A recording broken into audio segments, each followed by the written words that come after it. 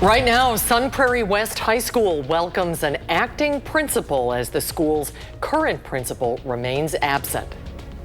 It's warm and it's dry out here on the patio. How long will these summer-like temperatures last, and what's the very latest on our rainfall chances? I'm going to let you know shortly. And a special election could choose a new village board member in DeForest after one trustee was recalled due to alleged misconduct. And we welcome you to News 3 now at 6. Good evening. Thanks for joining us. I'm Eric Franke. And I'm Susan Simon. Sarah Carlson is off this week. We begin tonight with the Sun Prairie School District announcing another leadership change at Sun Prairie West High School. That's right. Peg Shoemaker will take over as the school's acting principal. The move comes 2 weeks after Associate Principal Ed Ford took over that role following the absence of Principal Jennifer Pluger after former West Dean of Students Robert Gilkey-Meissegeyer was charged with child sex crimes back in July. Shoemaker has 40 years of experience in K-12 education and retired in June after serving as the principal at Middleton High School for 6 years. To a developing story now in Rock County. A Janesville middle school teacher is charged with taking a picture of his wife without her consent. However, the investigation also suggests he made sexually explicit comments about children, including his students. Our Jalen Banks joins us now with more from this criminal complaint in this case. Jalen? Eric and Susan, according to the criminal complaint, sixth grade teacher Adam Teal told an undercover investigator online that he had seen child porn and expressed his desire to exploit his nieces. Teal allegedly also sent the agent a picture of his naked wife, saying he took it without her knowing. He also shared a picture of a student in his class. Teal teaches at Franklin Middle School. He is charged with one count of capturing an intimate representation without consent, which is a felony. The school district released a statement earlier today saying the school district of Janesville is aware that a sixth grade teacher at Franklin Middle School was arrested on Friday. We are fully cooperating with local law enforcement officials in their investigation. The arrest was not related to his employment. It goes on saying, because this is both a personnel matter and there is an active police investigation, we are unable to share additional details at this time. However, please know that we take this situation very seriously. Our focus is on supporting our students, staff, and families while the legal process moves forward. The district also says that Teal has been placed on administrative leave. We'll keep you updated both online and on air as this story develops. Eric and Susan. All right, Jalen, thank you. And now to an update out of Portage County. The biological mother of the 6-year-old girl who went missing is now being criminally charged. A $10,000 bond has now been set for Chelsea Lehman. Lehman faces charges of aiding or harboring a felon and encouraging a violation of probation, extended supervision, or parole. Law enforcement officials say Lehman started living in Almond with Jordan Coyle, who they say is a registered sex offender. Coyle's prohibited from living with children, and when police went to arrest him, he actively avoided arrest, with Lehman allegedly helping him. On September 11th, Ruby Lehman, Coyle's niece, went missing for 2 days. Coyle and his nephew were found hiding in a nearby woods on Saturday with Ruby. A court date for Coyle will be set once the investigation is complete. To continuing coverage now, Oregon police are still asking for your help to find a missing teenage girl. Cadence Lee was last seen Friday in Oregon. She's 5'2" and was last seen wearing black yoga pants and a long-sleeved gray shirt with a headquarters logo. The man is described as being in his 30s or 40s with black hair, a mustache, and a sleeve tattoo on one arm. Police say he's driving a 2015 to 2017 dark green Chevrolet SUV. The most recent possible sighting was Sunday around 4:30 in the afternoon at the Goodwill on East Spring Drive in Madison. But if you have any information, please call the Oregon Police Department. We now know the identities of the man and woman who died after a crash last week on Madison's east side. 64-year-old Susanna Hayes of Poplar Grove, Illinois, and 65-year-old Daniel Fay of McFarland died at a hospital Friday. According to police, the two were test driving a vehicle when they crashed into an SUV trying to turn into a parking lot on Commercial Avenue. Autopsy results show Hayes and Fay both died from injuries suffered in the crash. The driver of the SUV is cooperating with police as that crash remains under investigation. Temperatures will stay above average for now. We check the first warn forecast. Chief Meteorologist Alex Harrington out on the weather patio. Alex. Eric, warm on the weather patio tonight, and we're getting closer and closer to the first day of fall, which is next Monday, the 22nd at 1:19 p.m. Not feeling anything like fall out there right now. And even as we head out over the course of the next 10 days, average high right now is 73 degrees. The 80s, well, we'll slip into the 70s. These 70-degree temperatures are still going to stay well above normal for this time of year. 81 in Madison, still got 85 in Lone Rock, 85 in Boscobel, 86 still in Camp Douglas and up towards the Dells, and 82 in Janesville. So a warm late summer night, evening, temperatures slowly working their way down into the 60s, still near 70 at 10 o'clock when you join us for our 10 o'clock newscast. Clear skies overall. Keeping an eye on some showers and thunderstorms too. This warmth is that fuel for some of those showers and those thunderstorms. Where are those showers and thunderstorms going to go tonight, and what are our chances for rainfall as we head a little bit later into the week? We're going to talk about that in a few minutes. All right, Alex, thank you. Today, a special election in DeForest will determine if an ousted village board member will retake his seat or if a new candidate will replace him. Our Maddie Heimsch is live tonight outside the DeForest Village Hall, where voters are currently casting their ballots. Maddie, what's the latest? Voters have until 8 o'clock tonight to come cast their ballots for a village board member here in DeForest. And in the running, ousted trustee Bill Landgraf and two other candidates, Alicia Williams and Stacy Peterson. Now, earlier this summer, more than 1,500 signatures led Landgraf to be recalled from the board. The recall came after Landgraf was one of the votes in the highly controversial move to remove fluoride from the community drinking water. But petitioners tell me the recall was not about the fluoride. When we explored with the police, we found over 40 different issues where people had spoken to them regarding him for harassment or stalking. We had other occasions where he had interacted with people inappropriately, either online or otherwise, and it just began to be obvious to me, and then from talking to others, they also, that we demand more from our village representation. Now, one of the three candidates will need more than 50% of the votes to win that seat tonight, and if none of them secure that majority, the top two vote getters will run again in October. And tonight on News 3 Now at 10, I'll speak with both candidates running against Landgraf and have the vote count at that time. Reporting live in DeForest, I'm Maddie Heimsch, News 3 Now. We will see you at 10, Maddie. Thank you. After about a month of discussion, the Madison School Board plans to move forward with a vote to almost double its members' pay. MMSD is the second largest school district in the state, and board members currently make $8,000 a year. The board president earns $8,300 with no additional benefits. If passed, board members would earn $15,000 annually and would be eligible for health insurance. One board member says they work 10 to 30 hours a week for the board outside of their everyday jobs and careers, and they believe this increase reflects their hours and responsibilities. We want to be good stewards of the future of this board and who gets to be leaders within education in our community. And part of that means having an investment in the board that is, reasonable in terms of making sure people get a stipend that is somewhat attached to the amount of labor that they're required to do within this role. Now, if passed, members will be able to receive health insurance in October, and the raise will begin the next fiscal year. The vote is set for Monday, September 29th, and a public comment portion will also be available at the meeting. Still ahead on News 3 Now at 6, some alarming news about American credit scores. Plus, this holiday shopping season, believe it or not, is right around the corner. Why this year could see a decline in spending. We're watching News 3 Now at 6. Welcome back. Credit scores are falling at the fastest pace since the Great Recession. The national average FICO score dropped by 2 points this year to 715.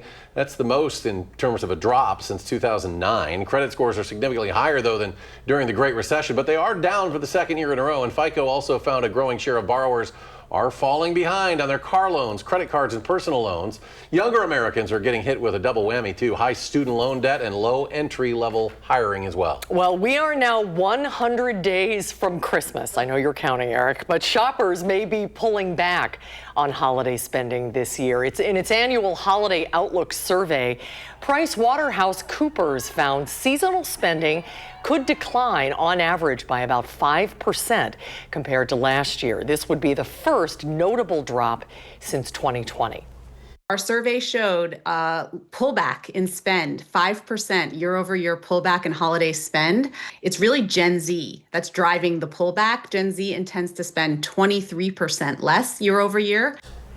A slowdown in seasonal spending could be good for people's pocketbooks in the short term, but may have ripple effects across the larger economy. Well, if you have a consumer complaint and you're trying to figure out your next step, the Madison Call for Action team is holding a telethon dedicated to solving your problems this week. It's Thursday, 4 to 6:30 p.m. Our Call for Action volunteers will be right here in the building taking your consumer complaints live so we can take action on your behalf. And as always, you can also call for action every Tuesday, Wednesday, and Friday, 11 a.m. to 1 p.m. The number there right on your screen, area code 608-270-2833. And you can also submit a claim anytime at channel3000.com/call-for-action. Great opportunity. They do great work. They do. They really do. Well, still ahead, we'll tell you why Costco is recalling some bottles of its Prosecco. Plus, one of the largest fundraisers for the UW's Carbone Cancer Center is coming up. We'll hear from one of the speakers on what makes the event so important. And later, it's been dry for most of the past few days. We're on autopilot in the weather department, but will that change soon? Alex has the forecast when we come back. You're watching News 3 Now at 6. Moving forward. One of the UW Carbone Cancer Center's largest annual fundraisers is right around the corner. The Badger Challenge is a walking, running, and biking event held every September to support groundbreaking cancer research. This year, they're honoring some patients who will be speaking at this year's event. Holly Callistad was a freshman at UW-Madison in 1994 when she was diagnosed with Hodgkin's lymphoma. After going through aggressive treatment, Callistad became cancer-free. However, about 20 years later, she developed a different type of cancer. This time, through advancements in research and technology, Callistad was once again cured. You're raising money to essentially prevent what happened to me and, to make outcomes better for people, have them. You're not looking just for that cure. You're looking for that cure or that, treatment of the cancer, but without damaging or having these life-altering side effects, which is essentially what they are. Well, the Badger Challenge is this Sunday, September 21st, and so far it's raised nearly $5 million towards cancer research. Costco is warning its members about Prosecco that was sold in about a dozen Midwestern states, including Wisconsin. If you bought Kirkland's signature Prosecco between the end of April and the end of August, Costco says some of the unopened bottles could shatter without warning. The recalled bottles have an item number. It's 1879870. Costco says if you have any of the affected bottles, don't open them. Wrap the bottles in paper towels, put them in a plastic bag, and throw them away. But you can bring the recall notice to a Costco warehouse and get a full refund. Coats for kids, the tally keeps climbing. Right now we're at 783 coats, and we're looking still for plenty of kids' winter coats, jackets, and accessories. So be sure to check your closets for any unused coats and accessories. There's a special need for infant, toddler, and also larger teen sizes, but we always welcome adult sizes too. You can make donations at any Madison area Clinky Cleaners location from now through October 4th. You can also set up your own coat collection project at a school, church, or maybe your business. And if you're looking for other ways to help out, just head to channel3000.com/coats4kids to find links to our Amazon wish list, the financial donation page, or also the volunteer sign-up page. Well, it's cool for now, dry for now. And I was just going to say that cooler weather will be here before we know it. But it's high and dry and perfect out there, Alex. Although there's a little rain on the radar west of us. A little bit. We bit here off towards the west. Actually, a little bit more than we bit. East of Mason City got an area of thunderstorms. And yes, it has been dry for much of southern Wisconsin for weeks now. We did have that rain event a little bit. Some folks on Saturday morning got quite a bit, but a lot of places stayed dry. Even one of those storms out there is severe in northeast Iowa, east of that Mason City area. Is it going to make it into southern Wisconsin? Future Track can help us show those showers try to make it to the Mississippi River, and then they fizzle as they head a little bit later into the evening hours. We'll keep a close eye on that, but most weather models have been fizzling those showers and those couple of thunderstorms. But there are a lot more rain chances in the forecast later Friday, going into Saturday, into Sunday, keeping an eye on a weather system that's going to kind of meander, meaning it's just going to hang out across the upper Midwest, including southern Wisconsin. So we're going to fast forward forward to be the first to show you here. Rain possibilities west of Madison as we go into the afternoon hours, especially out towards the Mississippi River. The rest of southern Wisconsin, perhaps a shower or a thunderstorm, but better chances as we go into Sunday, according to some of our latest projections with Future Track. Scattered showers and a couple of thunderstorms during the daytime going into the evening hours on Sunday. So as we go over the course of the next 10 days, we cool down just a little bit. Average is still 73 for this time of year, but this upcoming weekend will still be a little bit above normal, but cooler than what we've been experiencing the past few days with those rain chances and those temperatures bumping back up a couple degrees as we head a little bit further out into the 10-day. Tonight, temperatures right around 60 degrees. We'll do 60 in Madison, 61 in Lone Rock, couple upper 50s out there, along with a little bit of patchy fog as we go a little bit further into the morning hours. Best chances for that patchy fog will be north of Madison, over towards the Milwaukee area. So let's say areas along I-39, I-94, and areas off towards the east and northeast. But be on guard tomorrow morning if you're heading to work and school. Another warm one tomorrow. Wear the shorts. 84 in Madison, 87 in Lone Rock, and 86 in Camp Douglas. Definitely feeling warm, and it's warmer than normal for this time of year. Looking at the next 10 days, there's that rain chance Saturday going on into Sunday, staying on the warm side all the way through the 10 days. And Eric, again, just for you here, going all the way out to the end of September. Look at this. Really good chances for us being warmer than normal all the way out through the end of September. And in terms of getting some water here, chances are not looking great right now across the area, but definitely staying warm. And summer-like, even though fall starts Monday the 22nd at 1:19 p.m. When reality sets in here, it's going to hurt. Yes, it is. We were talking about that before. Yeah. Like I always say, I remember fall last year. It was on a Thursday. Yes. We don't get enough of that time. You're already talking winter sports and hoops season, right? Kind of, yeah. Greg Gard, anyway. Exactly. He's getting into some stuff that really isn't basketball related tonight that you've got to see. Still to come in sports, what Greg Gard is getting himself into tonight that you won't want to miss. Next on News 3 Now.